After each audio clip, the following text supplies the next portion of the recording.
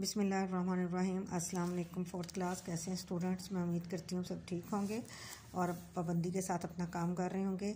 चलें बच्चे, उर्दू की बुक खोलें।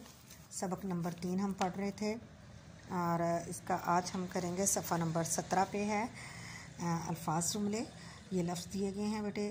आखिरी सवाल है इस मश्क का, इस सबक का जो आखिरी सवाल है आज हम वो करेंगे। पहला लफ्ज़ है रौनक, आंसू, हैरानी, ख्वाब और इत्मीनान है। ठीक है, इन अल्फाज के हम जुमले बनाएंगे।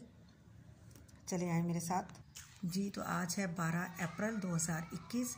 सबक नंबर 3 सवाल नंबर 8। जुमले बनाएं। रौनक, पहला जुमला है मवेशी मंडी में बहुत रौनक थी। आंसू, उसकी आंख में आंसू आ गए। हैरानी, आमना ने हैरानी से पेपर को पढ़ा या आमना ने हैरानी से मुझे देखा। उसके बाद है अगला जुमला है ख्वाब, मैंने रात को ख्वाब देखा या मैंने रात को एक डरावना ख्वाब देखा। इत्मीनान, घर पहुंचकर मैंने इत्मीनान का सांस लिया। जी तो बेटे ये हमारे है आज का काम। तो आपने इसको बहुत अच्छे से याद करना है और याद करने के बाद फिर आपने ज़ुबानी अपनी कॉपी पे लिखना है।